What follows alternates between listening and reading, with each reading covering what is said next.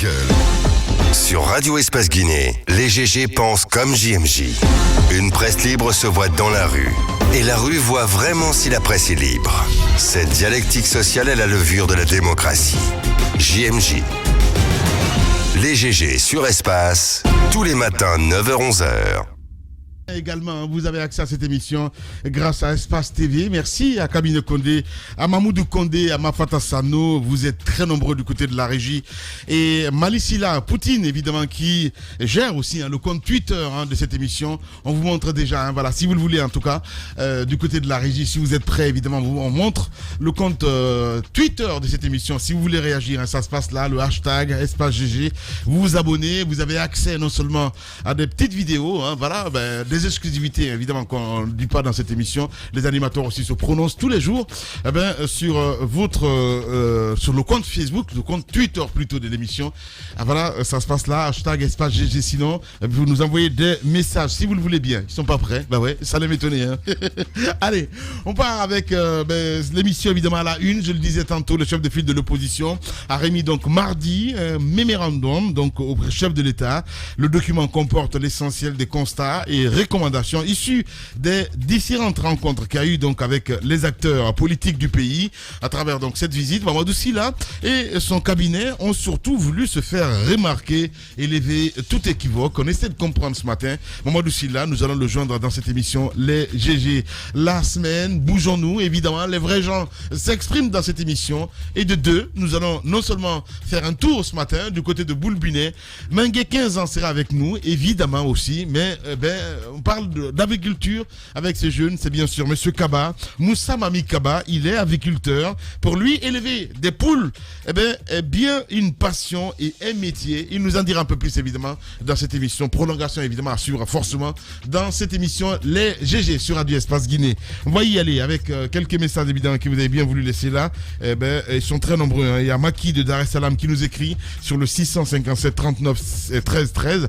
Bonjour les grandes gueules. Si Ahmed Kourouma ne sait pas qu'il existe la facture fraîche, c'est qu'il ne paye pas sa facture d'électricité, ou n'a jamais reçu par exemple une facture. C'est un auditeur évidemment qui nous envoie ce message. Lui, il est au Gabon, à Libreville. Vous nous regardez là d'ailleurs sur la TNT carrément, mais aussi sur les bouquets Canal+. Bonjour Espace, les Guinéens de Gabon ont besoin du passeport. Moussa Keïta depuis Libreville qui nous envoie ce message.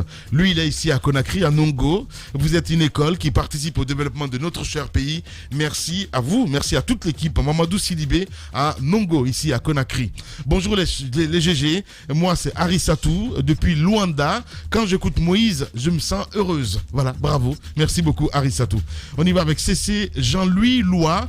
Bonjour Espace, la hausse des denrées de première nécessité à l'exemple de la farine nous donne beaucoup à réfléchir car la cherté de la vie tue plus que Corona et Ebola. Que Dieu sauve la Guinée et ses fils. On reste avec cet autre aussi qui nous écrit sur le 657 39 13 13. Bonjour les GG. Je dis bonjour à Moïse. Le prix de pain a augmenté ce matin de 4500, donc on est passé à 5000 francs guinéens. Il s'appelle Diakité depuis Dixine, Angola. Voilà, ça existe aussi. On y va avec cet autre aussi. Lui, il est au Togo, pardon. Voilà, c'est ça, au Togo. Mamadou Diallo. Bonjour les GG, je suis fier de vous et je suis fier d'être guinéen. Je suis à Lomé, au Togo, Espace TV. On reste avec lui. C'est qui exactement? Ahmed Tidiane-Ba depuis Gbessia, qui dit par rapport à ces factures fraîches, ces factures d'électricité qui paye. Qu'est-ce qu'il dit? C'est compliqué avec les vrais gens parfois. Je payais 300 000 francs, il veut dire 300 000 francs guinéens, et aujourd'hui je suis à 7 millions. Voilà, c'est ce qu'il dit. Amadou Tidiane-Ba. Là, c'est vraiment de l'arnaque. Sincèrement, je pense que EDG doit s'expliquer. Bonjour les GG, la facture de l'eau. On n'arrive pas à comprendre du tout. On m'a envoyé une facture de 1 240 000 francs guinéens. Voilà, c'est un auditeur évidemment qui nous envoie ce message. Merci beaucoup Amadou Sow qui nous envoie ce message. Il y a des photos bizarres Amadou. Allez, on va y aller avec maintenant les tweets évidemment, ceux que vous avez bien voulu laisser là. Voilà, allez, on souhaite joyeux anniversaire à notre président aujourd'hui, Alpha Condé. Ben oui, c'est son anniversaire aujourd'hui. On me signale, il a un an de plus. Oui. Et non, là on dira pas ça. On dira pas ça. Ça c'est. Il a un an de plus, mais il faut une chanson. Joyeux anniversaire. Joyeux anniversaire au quoi? T'es sérieux là? Ouais, sérieux. Non. Allez, on fait une première, on lui chante joyeux anniversaire. Non, c'est pas ici. Mais si. Pas ici. Mais pourquoi pas? Allez, je vais continuer avec les auditeurs. C'est pas votre temps là, les gars. Voilà, calmez-vous, Moussa. C'est un perturbateur ce garçon-là. Allez, on y va avec Alucène Fadiga du côté de Londres qui nous écrit sur Twitter le hashtag #GG. L'État guinéen avait pris la garantie de prendre en charge les factures d'électricité pendant une certaine période. Le citoyen ne devrait pas avoir à être victime des malentendus entre EDG et le gouvernement. L'État a-t-il payé sa facture à la compagnie d'électricité? C'est la grosse question évidemment que notre ami Fadiga qui nous écrit du côté de Londres. Almami Diop aussi sur Twitter. EDG, comme le secteur éducatif du pays, doit être repensé. La gestion de l'électricité doit être revue. Ce secteur est plus catastrophique, est le plus catastrophique de la Guinée. Il se doit être redynamisé et serré. Voilà, donc il rejoint donc Moussa Moïsila. Mamadou Diao Guinée qui nous écrit également: la démarche du chef de file de l'opposition est un acte salutaire. Certes, il souffre d'un manque de légitimité, mais c'est une preuve de pragmatisme. Nous ne pouvons pas continuer toujours d'utiliser de la violence comme certains, malgré l'interlocuteur fait défaut. On reste avec Zabal Traoré qui nous écrit évidemment, oui, le fameux Zabal Traoré. Bonjour les GG. Pour moi, EDG est en train de récupérer tout ce qu'elle a perdu pendant la Covid sur le dos des citoyens. Bah oui, comme Diba le disait. Je me demande combien de citoyens ont déjà payé des redevances et ne seront pas remboursés. Voilà, c'est un auditeur évidemment qui nous envoie ce message. Maurice Kourouma, bonjour les GG. Le gouvernement est une grosse farce. Qu'est-ce qu'il dit? Comment EDG puisse se permettre de mettre le montant pris en charge par l'État sur la facture fraîche des abonnés? C'est juste un cadeau empoisonné. Voilà, donc c'est ce qui se dit déjà dans la cité. Voilà pour votre information. On y va avec Silikiba Guinefis Kaba. Ça, c'est du favoritisme. Et je ne vais pas lire le message, mon cher Poutine. Voilà, c'est son ami. Allez, on y va avec cet autre aussi, Lucien Blémou, qui nous écrit également sur Twitter. La crise du coronavirus est en train de servir de leçon pour plusieurs pays qui repensent leur modèle, car difficile en cette période de compter sur l'autre. Ouaga le fait avec la ceinture verte. Nous devons repenser notre modèle de production et même celui économique. C'est Lucien Blémou qui nous envoie ce message. Lancé DG Kourouma aussi qui nous écrit sur Twitter. Bonjour les grandes gueules. En réalité, l'État guinéen a soulagé sa population pendant la période du Covid sur certains plans comme transport, eau, électricité et EDG. Mais nous pouvons dire que c'était un cadeau empoisonné. La preuve est là. EDG a commencé à surfacturer. Et voilà, donc c'est un auditeur évidemment qui nous envoie ce message. On va rester toujours dans le sillage avec ces auditeurs. Très nombreux ce matin à nous écrire, évidemment, avec qui nous écrit exactement. C'est notre ami Afomoussa Makadiabi qui nous écrit sur Twitter. Bonjour les grandes gueules, bonjour à toute l'équipe. Lamine, quand j'ai ma facture, le lendemain, je me suis rendu donc à l'agence EDG de Taouya pour les informer que je ne suis pas PDG d'une entreprise. La facture était à plus de 5 millions de francs guinéens. C'est une provocation et une incitation à la révolte. Ils sont tous des saboteurs. Lamine, de passage, en 30 secondes, souhaite un joyeux anniversaire à notre format national qui a un an de plus ce 4 mars. Il a quel âge? 90 ans aujourd'hui peut-être. Non, c'est rien du tout. Je pose la question, Moussa. Lamine, je n'étais pas né, comment je veux le savoir? Voilà, c'est vrai. Allez, on va continuer l'émission dans un instant, évidemment. Diba, mon cher Jacques, on part à Cancan. Vous nous apprenez de ce côté que l'université n'a plus de recteur. L'université est sans recteur. Vous faites le recteur qui était là est décédé depuis juillet 2020. Ouais. Et l'État n'a pas songé encore à lui trouver un remplaçant. C'est vrai qu'il y a un vice-recteur, docteur Somparé, qui essaye de gérer, mais comme vous le savez, s'il n'y a pas un décret qui vient derrière pour confirmer tout ça ou envoyer son remplaçant, il a encore du mal à prendre véritablement ses marques. Ouais. L'autre problème qui se trouve à l'université, c'est le problème de place. On en parlait du côté de Sonfonia, à Kanka également. Le sérieux problème de place se pose. Oui. Et quand c'est à l'intérieur du pays où vous n'avez pas assez d'universités privées, où on n'oriente plus d'ailleurs globalement dans les universités privées, le problème est devenu très majeur. au point de vue formation aussi, parce que ça c'était le côté administratif, mais au point de vue formation aussi, il y a des critiques qu'on formule à l'endroit de l'administration qui est en place et qui ne ferait pas beaucoup dans la rigueur pour faire en sorte que l'université reprenne son place d'antan. C'était quand même l'une des meilleures universités, c'est la plus grande université, mais c'était l'une des meilleures universités de l'époque. Il y a beaucoup qui ont été formés à l'université de Kankan à l'époque, donc si vous les voyez, vous avez quand même du respect pour eux, comme on en a pour ceux qui ont fait Gamal dans le temps. Aujourd'hui, ce problème est véritable. Il y a donc une situation que les gens dénoncent. Mais surtout, ce qui est plus préoccupant, c'est cette histoire de recteurs qui n'existe pas. Bien. Le problème qui est derrière, qui a comme conséquence, qu'il y a des étudiants qui sont arrivés en fin de cycle, donc qui attendent que leur diplôme soit signé. Et tant que ce recteur-là n'est pas là, ils ne peuvent pas avoir leur diplôme. Ça devient donc un problème. Ils peuvent obtenir des attestations au niveau des services de scolarité, mais ils ne peuvent pas obtenir, n'est-ce pas, le diplôme parce qu'il faut le recteur pour apposer, n'est-ce pas, sa signature, ce qui n'est pas aujourd'hui fait. Voilà. Allez, géopolitique, on en parle. On part au Sénégal ce matin, mon cher Diba Milimono. Oui, Ousmane Sonko arrêté, hein. Oui. Il est aux arrêts depuis hier. Oui, depuis hier, on a tous appris cette information. Vous savez, Ousmane Sonko a été accusé dans une affaire de viol. Voilà, il a été accusé dans une affaire de viol, mais aussi de menace de mort au niveau d'une salle, en tout cas, de massage où souvent il se rendait parce qu'il estimait qu'il avait des maux de dos. Donc, il a été, il y a cette fille, Sarr, Agui, qui l'avait quand même accusé de viol, mais aussi de menace de mort. Donc, c'était la suite logique un peu de cette convocation. Parce que vous vous rappelez que son immunité parlementaire avait été finalement levée. Oui. Donc, pénalement, il n'était plus protégé par son statut. Donc, ça fait qu'aujourd'hui, qu'il est poursuivable. Ouais. Et en même temps, s'il est inculpé dans ce dossier, on pourrait le condamner. Donc, hier, il devait répondre à la convocation du tribunal. Donc, c'est sur, la route, parce qu'il faut rappeler que les militants se sont massés, qui étaient là pour scander des slogans pour dire comme quoi c'est lui le leader en face de Macky Sall. Donc, il y a eu un peu des échauffourées entre les militants qui étaient très surchauffés et les hommes en uniforme. Donc, finalement, ça n'a suivi son arrestation.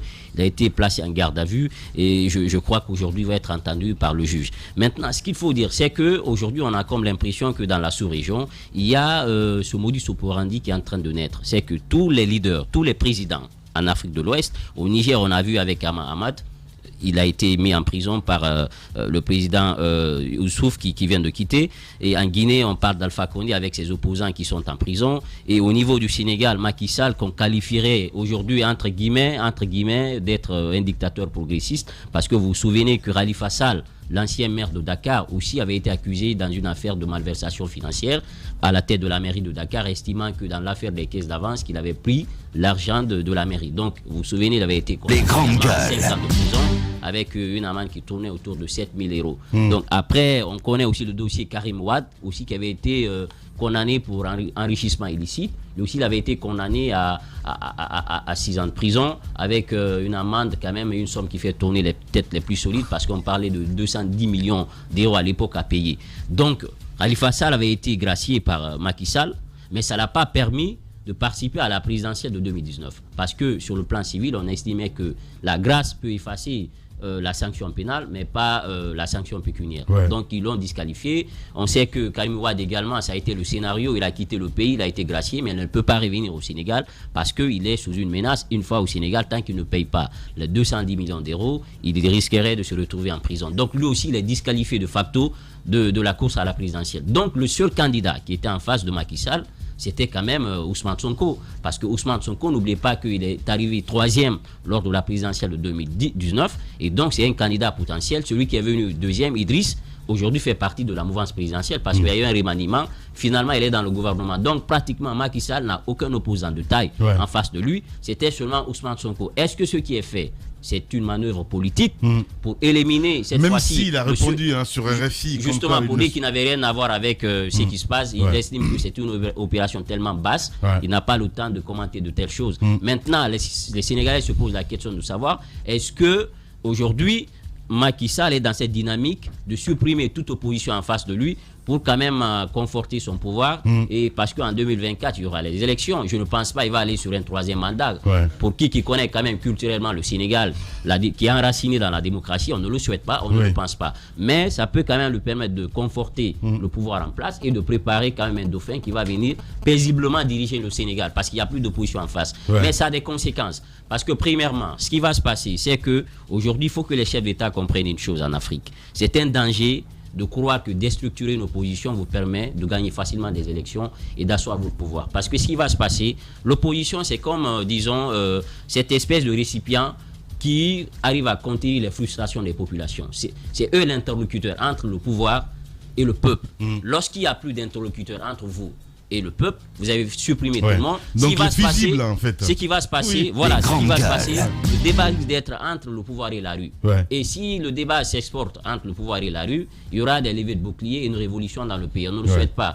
Comme dirait l'autre, l'opposition, c'est comme un fleuve. Lorsque vous l'empêchez de couler d'un côté, il va contourner pour couler de l'autre côté. Et c'est ça les conséquences qu'il faut éviter. Il faut que les chefs d'État comprennent une chose. L'opposition, c'est ce canal qui permet de contenir les frustrations des peuples. Lorsque vous les supprimez, le débat va s'inviter entre vous et la rue. Voilà. Allez-y, Daouda Mohamed Kamara. Vous savez, avec Macky Sall, on a pensé à un moment donné que c'était ce démocrate qui était venu au Sénégal. Quand on sait l'histoire démocratique du Sénégal, avec le niveau de la population sénégalaise. Et aujourd'hui, il a rappelé le cas de Karim Wade, le cas de Khalifa Sall. Aujourd'hui, c'est Ousmane Sonko qu'on estimait être le dernier rempart de l'opposition. Parce que derrière Ousmane Sonko aujourd'hui... Toujours est-il que, en ce qui concerne cette accusation quand même... Oui, on a suivi les déclarations de Radji Sarr. Même hier ou avant-hier, elle s'est encore exprimée quand elle a rappelé qu'elle a été à 2 reprises déviergée, excusez-moi le terme, à l'antenne, qu'elle a été à 2 reprises par Ousmane Sonko, et ensuite elle a été violée à plusieurs reprises par Ousmane Sonko. Et on voit derrière tout ça une sorte de film dont on ne sait pas trop qui en est le réalisateur. Mais il y a un film qui se tourne. C'est ce qu'on ne dit pas en politique qui est intéressant. Voilà, c'est ce qu'on dit. Comme ils le disent, il faut les enfariner. Ça va dans tous les sens. Alors aujourd'hui, ce monde-là est sale. Alors aujourd'hui, Ousmane Sonko, il est en train de subir ce que Khalifa Sall a subi, ce que Karim Wade a subi, parce que Karim Wade aujourd'hui, il a été contraint à l'exil. Il ne peut plus se sentir chez lui au Sénégal. On a vu le retour récemment de Wade qui est venu, il a passé un petit temps à Dakar, il est reparti. Il n'a pu obtenir rien de Macky Sall par rapport à Karim Wade. Et aujourd'hui, Ousmane Sonko, quand on tourne un peu l'esprit autour derrière Ousmane Sonko, il n'y a plus de figure de l'opposition qui ne soit pas touchée par la force de Macky Sall. Et ce qui me fait sourire un peu quand je vois des Guinéens vouloir être les acteurs sénégalais dans cette affaire, alors que nous avons nos propres problèmes ici dont on n'a pas réussi à résoudre, qu'on veuille aujourd'hui être ce grand donneur de leçons. Non, ça se comprend. C'est comme les Sénégalais aussi qui sont invités un petit peu en octobre, en ce qui concerne les élections. On a trouvé. Je voyais partout les gens crier à dire ouais. On a trouvé cela. On s'invite. Excuse-nous, Daouda, on s'invite. Les Sénégalais nous ont donné tellement de leçons de démocratie. Excuse-nous, pour une fois, on va jubiler, on va s'inviter dans leur tambouille démocratique. Moi, j'ai trouvé ridicule à un moment donné que le Sénégal soit ce pays qui s'invite dans le débat politique guinéen. Et cela a été compris parce que Macky Sall clairement avait donné sa position par rapport à la politique guinéenne, et cela a amené derrière, et vous savez, n'oubliez pas de l'autre côté aussi qu'il y a une forte communauté guinéenne au Sénégal. On estime à combien? 3 millions, hein, c'est ça? Plus de 3 millions aujourd'hui au Sénégal. Donc on n'en a pas cette communauté à cette taille communauté sénégalaise en Guinée. Merci. Donc un peu, il y a ce problème. Je crois que c'est la démocratie qui est en train de s'éteindre au fur et à mesure au Sénégal. Et on attend bien de savoir qu'est-ce que le peuple sénégalais, ou comment le peuple répondra à Macky Sall lorsqu'il se prononcera pour un 3e mandat. Justement, Mafoudi Abangora, avant de continuer, ce message de la Junior qui nous dit « Bonjour Lamine, Mélenchon dit l'arrestation pour trouble à l'ordre public de la figure de l'opposition sénégalaise Ousmane Sonko est préoccupante. Je souhaite qu'à Dakar et à Paris, les peuples décident de leur avenir dans les urnes et non dans les tribunaux. » Les Français, hein. Hier, t'as vu cette image circuler un petit peu, l'armée française dans la rue de Dakar? Non, j'ai vu d'autres images, pas celle-là par exemple. Mais après, quand on nous dit ce discours, pour nous qui avons, c'est pas couvert des élections et puis on est venu après à la publication des résultats en suivant bien évidemment les entités habilitées, on se dit, à qui, je sais pas, à qui on dit ça, quoi. Parce qu'après, finalement, ce n'est pas la voix du peuple qui compte dans nos élections. Et moi, c'est pourquoi je m'inquiète. Je pense qu'à un moment, il faut arrêter, il faut redéfinir, il faut revoir ce que nous voulons vraiment pour ce continent. On ne peut pas continuer à commettre les mêmes erreurs. L'opposition, c'est pas, je sais pas, ce ne sont pas des aliens qui atterrissent dans un pays et qui veulent faire autre chose. Ce sont les fils de la nation qui ont autre manière de voir la gestion. Vous n'avez pas les mêmes façons de voir, mais vous voulez faire la même chose. Contribuer à l'amélioration des conditions de vie dans un pays. On ne peut pas concevoir que lorsque vous avez la possibilité d'être au pouvoir, de pouvoir gérer et que vous vous évertuez à finir avec des gens qui ont le même rêve que toi. C'est une perte de temps et puis après ça nous met constamment dans ce problème de destruction. Quand même un jeune comme Sonko qui est bien parti, on a regardé les dernières élections, il incarnait l'espoir. C'est vrai qu'il y a un candidat qui a été élu, mais après beaucoup se sont dit, tiens bien, on a vu ce jeune-là, on sait que dans les années à venir, il pourra faire quelque chose pour le Sénégal. Et savoir que pour un truc, je sais pas, banal, c'est vrai que pour nous, à date, parce qu'il faut jugement, de certifier ce qui s'est passé, mais justement, quand on a l'habitude... Parce que quand les marabouts viennent le voir à dire, il faut se présenter quand même au tribunal et tout ça, je suis pas en train de dire qu'il est coupable de quoi que ce soit. Hein. Voilà. Parce que les politiques, l'image qu'on vous montre et ce qui est en dessous, c'est autre chose. Hein. Toujours est-il que maintenant... Souvent, c'est des prédateurs sexuels, je suis désolé. C'est bien possible, c'est bien possible. On a... Mais non. La sexualité, c'est un autre aspect de l'homme. Ça n'a souvent rien à voir, souvent le pouvoir aussi. On peut être ce qu'on veut de ce côté et après être un bon dirigeant. C'est bien possible. Mais ce que je veux dire par là, c'est que du côté du Sénégal aujourd'hui, ce qui inquiète en fait, Djiba est revenu là-dessus, c'est quand même ces coïncidences qui ne peuvent pas passer inaperçues. De Karim Wade à Khalifa Sall, aujourd'hui on se retrouve avec Sonko, on se dit mais qu'est-ce qui se passe? Pourquoi tous ces gens-là qui étaient bien placés pour être d'éventuels candidats ont aujourd'hui des problèmes? Je pense que c'est là que ça inquiète, et dire qu'un Macky Sall, avec tout ce qu'il a fait au Sénégal aujourd'hui, puisse permettre même qu'il y ait un débat concernant le 3e mandat le concernant, je dis quelle perte. Bien. Ce qui pose problème par rapport à l'accusation qui est portée contre lui, c'est que celui qui connaît le parcours de Sonko, vous vous souvenez, il avait été radié de la fonction publique par Macky Sall parce qu'on estimait qu'il a violé un peu ce devoir de réserve, cette solidarité gouvernementale, parce qu'il a révélé des choses sur une corruption qui ne disait pas son nom au niveau du pouvoir. C'est un homme, on estime que moralement, qui est bien assis et qu'il ne souffre d'aucune poursuite. Merci. Donc ça ne cadre pas un peu avec cette image de Robespierre qu'il dégage. C'est là le problème avec les Sénégalais. Je vois. Allez-y, mon cher Jacques. Le temps pour le réalisateur d'appeler le chef de file de l'opposition. Il y a un problème démocratique, certes, mais je crois que dans les commentaires, on peut aussi s'appuyer sur l'accusation. Parce que la dame qui accuse n'est pas morte. Elle est là. Oui. Et elle n'est pas représentée par l'État dans cette histoire. Du tout. Je crois qu'à un moment donné, il faut qu'on s'appuie aussi sur ce fait-là. Maintenant, on peut, pour 1000 raisons, estimer que le pouvoir est derrière, parce qu'on a vu ce qui s'est passé avec Khalifa Sall et puis Karim Wade. Mais là, on sait que c'est l'État qui poursuivait. C'est l'État qui a poursuivi Khalifa Sall, c'est l'État qui a poursuivi, comment on appelle ça, Karim Wade. Pour Ousmane Sonko, ça n'a rien à voir. Donc, il ne faut pas oublier cet état de fait.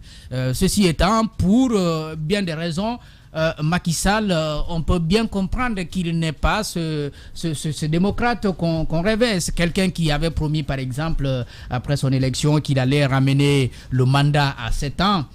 non, à 5 ans, de 7 ans à 5 ans, il a quand même fait le premier mandat à 7 ans, se cachant derrière une décision de la Cour constitutionnelle qui avait constaté que ce n'était pas possible. Je crois que ceux sur qui nous avons misé en Afrique nous ont trahis. Il y a Macky Sall au Sénégal, mais il y a également le Béninois qui fait beaucoup de choses. Lui aussi, il vient d'arrêter une opposante. Donc, il y a beaucoup de choses comme ça qui arrivent. Moi, parfois, quand on nous pousse à faire des comparaisons avec Alpha Condé, j'ai dit, mais attention, je crois que le vieux, il est plus bien, hein, parce que lui, il n'a pas osé arrêter un Cellou d'Alain Diallo. Jacques. Il n'a pas osé arrêter un Sylvia Touré. Oui. Il est arrivé au même moment que presque que Alassane Ouattara et Macky Sall. C'est maintenant on dit qu'il commence à arrêter. C'est maintenant là, on dit qu'il a arrêté des opposants. Oui. Alassane Ouattara a fait 10 ans sans opposition. Macky Sall, c'est sans opposition. Alpha Condé, il est vieux. Ah, d'accord. Jacques Léoard. Non, mais il est terrible, Jacques. Allez, il va aller. Allez-y, mon cher Moussa. Oui, mais Jacques, attention.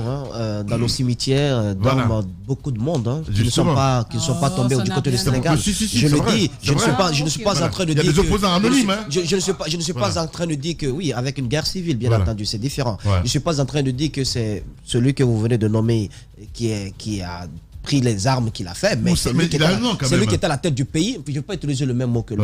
Voilà, parce que, le vieux, mais tu peux le dire. Hein. Non, mais moi, je ne veux pas le dire. Alors, moi, je trouve quand même que comparaison n'est pas raison. La situation est un peu plus grave chez nous en termes de vie humaine. Je pense qu'on ne peut pas mettre ça devant. Cellou n'est pas plus que les dizaines de jeunes qui ont été tués. Sa vie ne vaut pas mieux que la vie de ces jeunes-là, à mes yeux. Évidemment. Donc on ne peut pas. Je te rejoins, Moussa. Voilà. Donc moi je trouve Lamine, et quand même que Macky Sall est en train de maquiller entre guillemets salement la démocratie au Sénégal. Il faut un peu. Quel punchline. C'est pas possible.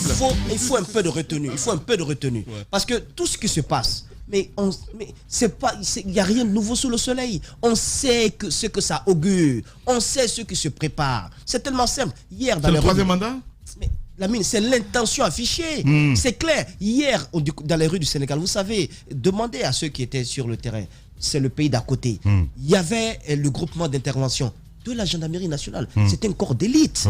Quand vous sortez le GIGN du côté de la France, c'est pas pour aller distribuer des cacahuètes. Du tout. Alors, pour un opposant qui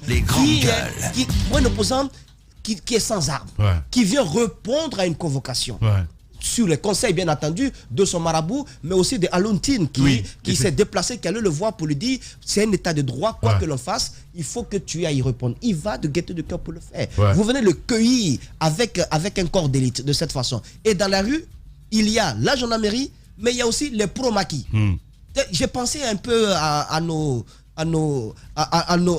fièvres sur l'axe. C'est-à-dire que les pro-maquis sont là, la gendarmerie est là, à côté des pro-maquis, bien entendu. Et si, sincèrement, il ne s'agissait que d'une plainte d'une citoyenne sénégalaise contre un citoyen sénégalais dans laquelle l'État n'a absolument rien à voir, l'État sénégalais, on n'assisterait pas à un tel théâtre. Je pense que n'est pas un simple citoyen, il y a eu de la mobilisation. Non, mais attention, mais les pro-maquis font quoi dans la rue face au soutien de Sonko? Moi, je trouve que ce qui se passe, l'avenir nous éclairera, mais l'intention est de l'afficher. Macky Sall est en train de maquiller. Oui, mais Macky Sall ment la démocratie. Mais Lamine, vous savez, quand on prend souvent l'exemple sur le Sénégal, sur son développement et tout, ce n'est pas parce que c'est Macky Sall qui l'a fait. Au Sénégal, on a eu des hommes d'État qui ont posé des jalons, qui ont posé des actes, de telle sorte que même si vous êtes un président sénégalais et que vous êtes dans l'antre du diable, vous allez souffrir pour déplacer ces fondamentaux qui ont été déjà installés. Pas en termes de mandat. Merci, Moussa. Non, je finis. Oui, mais pas en termes de mandat. Parce qu'en termes de mandat, je pense que c'est à peu près comme chez nous. Senghor a fait 7000 et quelques jours au pouvoir. Vous avez Abdou Diouf qui a quand même de 88 à 2000. Et actuellement, nous sommes avec Wade qui a tenté quelque chose. On lui a dit non, vous ne pouvez pas, le vieux, vous mettez à côté. Donc, je pense que l'intention qui est en train d'être mûri aujourd'hui par Macky Sall ne peut pas du tout prospérer. Il aura face à lui, la rue, et ce qui s'est passé hier est assez grave. Voilà. Allez-y, mon cher Ahmed Kourma. Alors moi, je dirais que je serai toujours, quoi qu'il arrive, du côté des victimes. Ouais. Cela étant, il y a quand même, là je te rejoins, il y a quand même anguille sous roche à voir 3 opposants quand même assez importants disparaître comme ça, soit enfermés pour des raisons financières ou accusation de viol, qui est une recette vieille comme le monde. Et Diba a dit à juste titre, à comparer cet opposant à Robespierre. Il faut savoir que Robespierre a quand même fini guillotiné à Paris sur la place publique. Cela étant, moi je me gausse un peu ce matin parce que quand je vois Moussa Moïse il y a quelques semaines se gausser sur le Niger qui aurait une démocratie parfaite, et il faut qu'on se dise qu'en matière de démocratie, il n'y a pas de bon élève. Le Sénégal aujourd'hui en est la preuve. Et Mafia, tu as mis l'accent sur quelque chose qui est essentiel. Parce qu'on est en train d'assister à un maquillage démocratique sur le continent. Et j'ai alerté sur le Niger la dernière fois en disant que ce n'est qu'une continuité des pouvoirs en place, et on nous maquille ça, on nous vend ça sous un beau vernis démocratique. Et l'exemple du Niger est flagrant, parce que qu'est-ce qui se passe au Niger? Pour revenir au Sénégal ensuite. Le Niger, les intérêts, c'est quoi? C'est le pétrole et c'est surtout l'uranium. Il ne faut pas l'oublier. Donc l'État nigérien et l'État français ont besoin d'une certaine stabilité. Et on est en train de nous vendre ces choses démocratiques. Et nous, on tombe bêtement dans... Laisse-moi finir. Non, je t'ai laissé parler. Non, je l'ai laissé parler. Oui, mais on n'entend pas. Donc, on n'entend pas quoi? Ah, on n'entend pas, super, bravo. Donc... Mais t'as le casque quand même. Non, moi je l'entendais, mais tu sais, il crie tellement que je l'entends. Bref, donc j'étais en train de finir mon exposé. Donc on est en train de nous vendre cette démocratie sous le vernis de la continuité, etc. C'est que du leurre, c'est de la foutaise. Le Sénégal en est aujourd'hui l'exemple, le Niger en était l'exemple hier, et demain ce sera d'autres pays africains. Il va falloir qu'on ouvre les yeux et qu'on arrête de tomber sur cette espèce de... Tu sais, j'ai l'impression que les Africains, on nous endort comme les charmeurs de serpents. Tu vois, on nous chante de belles mélodies, puis nous, bêtement, on tombe sur le panneau. Et puis pour conclure, c'était quand même des scènes de chaos hier au Sénégal. Hein, il faut qu'on se le dise. C'est un malaise que moi j'ai vu. C'est-à-dire que... Et puis cette arrestation fallacieuse sous prétexte il a été arrêté quand même pour un motif de trouble à l'ordre public. Mais de qui se fout-on? De qui Macky Sall se fout? Faut qu'ils arrêtent. Tu vois, moi je suis heureux parce qu'on nous a donné trop de leçons de démocratie. Le Sénégal, entre autres, nous en a donné beaucoup. Et là, ce qui se passe là-bas, c'est du maquillage démocratique. Non, tu parleras plus après ça. Tu parleras plus. Tu lui donnes plus la parole, Lamine. Je veux qu'il se taise là, jamais. Ah ben, il va parler. Allez-y. Merci, Lamine. Non, je veux pas être lent pour te rendre gloire. Je veux pas être lent. Moi, je veux juste dire que il faut éviter, quelqu'un le disait, d'utiliser les imperfections de la démocratie pour l'assassiner. C'est trop facile. Il faut éviter cela. C'est trop facile. Ce n'est pas un régime parfait à 100%, mais il ne faut pas non plus utiliser les quelques erreurs que l'on peut constater pour pouvoir l'assassiner complètement. La démocratie au Sénégal ne s'appelle pas Macky Sall. La démocratie là-bas ne s'appelle pas Macky Sall. On vous parle d'un régime avec des règles qui doivent être respectées. Encore une fois, il faut que Ahmed Kourma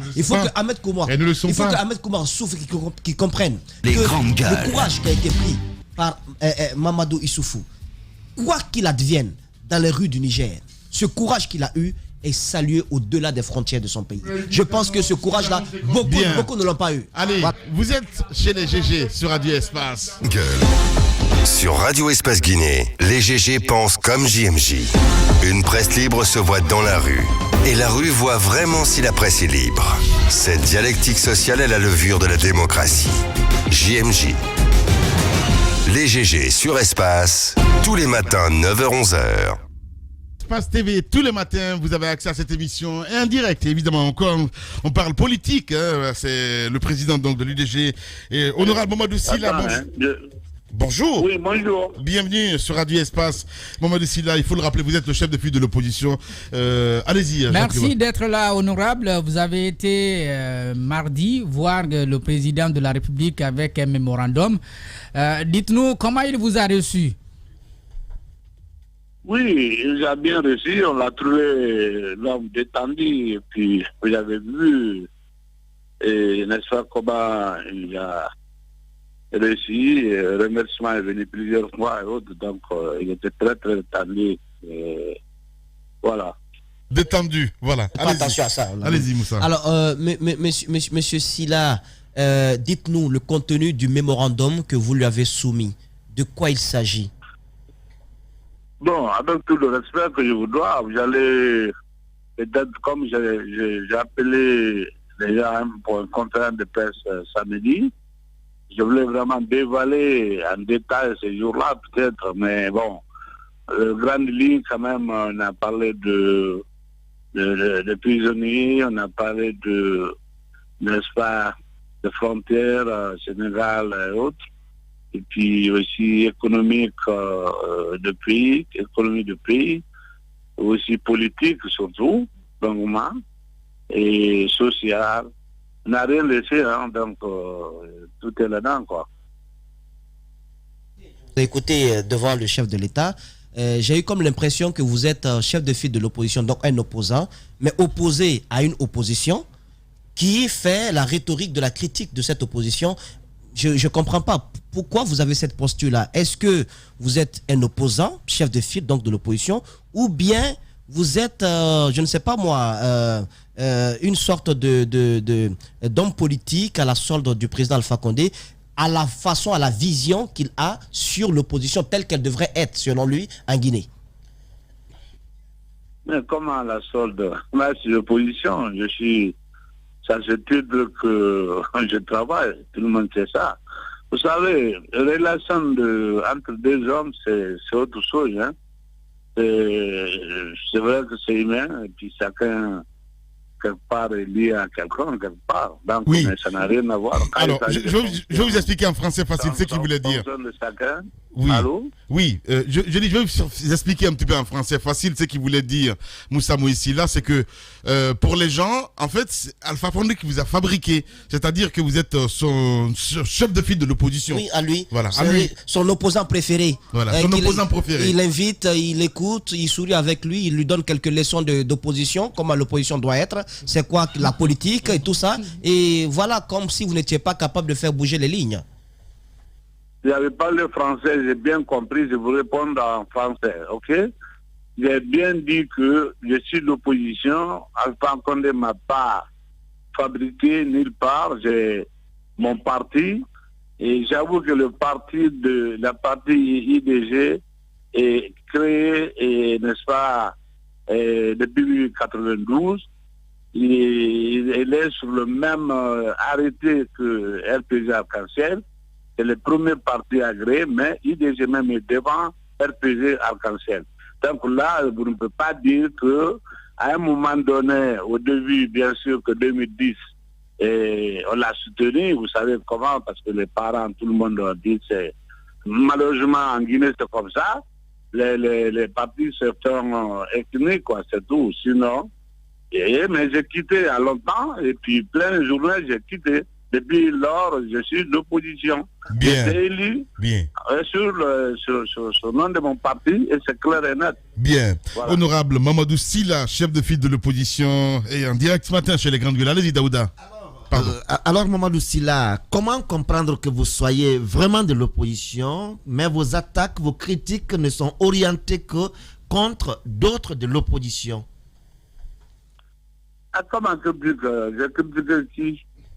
Il a critiqué qui? Vos différentes sorties, on a vu quand vous étiez à Séroutoria récemment, on a vu votre sortie, vous avez classifié cette opposition. Ceux qui sont avec vous, vous les estimez comme étant les républicains, les vrais républicains. Donc voilà. Ceux qui ne sont pas avec vous ne le sont pas. Extra-parlementaire, l'opposition extra-parlementaire. Non, écoute, vous savez très bien que je suis avec les grosses morceaux, comme tu parles de Baouri, tu parles de n'est-ce pas, Faya, puis n'est-ce pas, et Alebouya, puis Makale, Adja Makale. Donc vous ne pouvez pas dire que, bon, moi j'ai dit, je voulais expliquer la majorité qui ont accepté de venir. Et comme la loi guinéenne, 50% plus une personne, ça peut faire élire un président de la République. Donc, si déjà j'ai consulté plus de combien de partis, hein, je suis aujourd'hui, mon cabinet, j'ai 23 membres. Donc, s'il y a 3 ou 4 partis qui disent qu'ils ne se retrouvent pas dans ça, Mais la majorité, c'est la Guinée, c'est la majorité. Tout le monde, le président est élu, mais d'autres qui disent qu'ils ne les connaissent pas, le président, c'est leur droit. Voilà, et je voulais expliquer ça, c'est tout. Bien. Allez-y, mon cher. Honorable, est-ce qu'il a été question aussi de votre budget? L'argent là, est-ce que le président il vous a donné? Il ne m'a rien donné jusqu'à maintenant. Il ne s'agit pas, on n'est pas venu vraiment réclamer quelque chose. Mais moi, je pense que dans un pays de droit, à partir du moment que quelqu'un il a un dû et à le remettre, on n'a pas besoin vraiment de réclamer et puis crier pour ça. Bien. Le pays est normal, les services sont là. Normalement, le président de la République a son budget. Et n'est-ce pas, tout le monde a son budget, le primature a son budget, l'Assemblée, pourquoi pas chef de file, budget de chef de file. Donc, 2 poids, 2 mesures. Ouais. Donc, je n'ai pas à crier, mais c'est pas normal. C'est Voilà. pas normal. Voilà. Et là, je m'en vais de Silla. Allez-y, Mafoudia. Alors, moi, je veux revenir sur l'un des problèmes que vous avez évoqué avec le président de la République, notamment le cas des détenus politiques. Dites-nous, à l'issue de la rencontre, est-ce que vous avez obtenu quelque chose, un mot, un engagement sur la situation de ces détenus? Vous savez que, bon, je crois que vous avez suivi, hein, on est venu pour remettre le mémo. Et comme on n'a pas lu le mémo devant lui, et on l'a remis, on l'a dit de lire, certainement dans ces jours ici, après qu'il va prendre connaissance, c'est sûr qu'il va, moi il va m'appeler parce qu'il a même dit qu'il voulait que souvent que cette déjà rencontre soit faite entre nous, et que ce soit avec moi ou avec mon cabinet. Donc je pense qu'après qu'il va... Après qu'il va prendre connaissance sur le dossier, c'est sûr qu'il va nous dire qu'est-ce qu'il peut maintenant et qu'est-ce qu'il ne peut pas maintenant. Voilà, et c'est comme ça. Hein. Mais sinon, on n'a pas lu devant lui. Donc ça veut dire qu'il ne peut pas nous répondre tout de suite. Bien. Allez-y, Diba. Oui, sur la question, par exemple, du dialogue national, on l'a écouté lorsqu'il dit qu'il va essayer rapidement d'attirer l'attention du Premier ministre pour créer ce cadre de concertation. Est-ce que ce discours vraiment vous a rassuré? Et oui, vous savez que, bon, déjà, le cadre est créé. En fait, je parle de secrétariat permanent. C'est créé il y a moins d'un mois, je pense, maintenant. Donc, bon, ce qui reste maintenant, c'est pour meubler. Vous savez que l'opposition a 2 places dans cette formation-là. Donc, voilà, et nous, on attend qu'on puisse nous demander de fournir les 2 personnes. Et en ce moment, évidemment, vous savez que les gens oublient, mais c'est le Premier ministre, constitutionnellement, c'est le Premier ministre guinéen, patron de dialogue en Guinée. Bon, peut-être les gens pensaient que c'était une nouvelle poste et tout. Non. Hein, l'institution est claire dessus déjà. Donc, le Premier ministre est toujours chef de dialogue. Donc, maintenant, peut-être ce qui est nouveau là-dedans, c'est le secrétariat permanent qui a été créé, c'est tout. Maintenant, on a bien parlé de ça. Il a même informé beaucoup de choses. Je ne sais pas si hier, vous avez suivi, ils ont fait publier le reportage à la RTG hier. Mais il est rentré dans tout, il nous a demandé certaines choses, même que nous aussi, comment on doit se comporter, comment parler au peuple. Vous voyez quoi, il dit qu'on doit gérer ensemble, voilà, et c'est la porte ouverte pour nous et tout ça, donc voilà. Voilà. Merci beaucoup en tout cas, Monsieur le Président, d'avoir accepté notre invitation ce matin. Merci beaucoup, Chama, de vous remercier. Allez, au revoir. Sur Radio Espace Guinée, les GG pensent comme JMJ. Une presse libre se voit dans la rue. Et la rue voit vraiment si la presse est libre. Cette dialectique sociale est la levure de la démocratie. JMJ. Les GG sur Espace, tous les matins 9h-11h. Oui, prolongation à suivre un peu plus tard, évidemment, forcément, dans cette émission avec les vrais gens. Monsieur Kaba va nous rejoindre un peu plus tard, à 11h, si vous le voulez bien. Mengue, 15 ans, du côté de Boulbinet, elle est marieuse, elle sera avec nous aussi, évidemment, dans la 3e partie de l'émission. On a écouté Mamadou Silla, pragmatique. Je comprends pas, en fait, il y a que des mauvais procès qui sont faits à cet homme. Premièrement, on lui reproche de ne pas comprendre le français, de ne pas le parler. Je finis, j'ai écouté tout le monde. Il y a une espèce quand même de mépris dans dans ce pays vis-à-vis de cet homme et que je ne comprends pas personnellement. Deuxièmement, en politique, l'opportunisme, c'est l'une des grandes qualités. Mamadou Sylla a saisi l'opportunité, ou plutôt le champ déserté par certains, le champ du dialogue. Et il vient aujourd'hui nous imposer une autre manière de s'opposer. Donnons-lui, faisons-lui ce crédit-là, accompagne-le, puisqu'on est des hommes de dialogue dans ce studio et les Guinéens en avaient marre de certaines choses. Donc il vient saisir cette balle au bon, il crée son cabinet. Moi je dis que... Mais pourquoi critiquer l'autre opposition? Non, laisse-moi finir. Il y a pas je vais y venir justement. J'essaye juste quand même de mettre en avant la nouveauté en Guinée. Hein, et cette nouveauté-là, je l'ai dit quand Baouri était là, Mamadou Sylla nous la propose. Qu'on l'aime ou qu'on l'aime pas, là n'est pas la question. Il peut avoir des casseroles aux fesses, il peut avoir beaucoup de choses, mais au moins il a le mérite de nous proposer quelque chose. Donc écoutons-le. Deuxièmement, alors la question est, le pouvoir semble avoir choisi Mamadou Sylla comme interlocuteur. Et le président Alpha Condé, malin comme il est, pratique ce qu'on appelle une politique isolationniste, c'est-à-dire qu'il est en train d'isoler petit à petit, couper Cellou-Dalein Diallo d'abord des canaux de presse, et puis ensuite de l'isoler politiquement. C'est une guerre, encore une fois, qui est en train d'être menée par le président de la République. Est-ce qu'elle est bonne? Est-ce que c'est la bonne méthode? Je n'en sais rien. Seul l'avenir nous le dira. D'accord? Moi, personnellement... Non, mais je n'ai pas... tu sais, en matière de politique, je me contente d'observer. Je n'ai pas de jugement de valeur. Je sais que c'est une guerre entre plusieurs générations, plusieurs hommes, et que le meilleur l'emportera. Je dis juste une chose. Cellou-Dalein Diallo, personnellement, je pense que c'est une voix qui compte dans ce pays, donc il ne faudrait pas trop l'isoler. Mais cela étant, Mamadou Sylla a eu le mérite de s'engouffrer dans une voie qui est celle du dialogue, et c'est ce qu'il nous propose. Bien. La prolongation à suivre dans cette émission, les GG sur Espace TV. Évidemment, les vrais gens aussi s'invitent dans nos studios.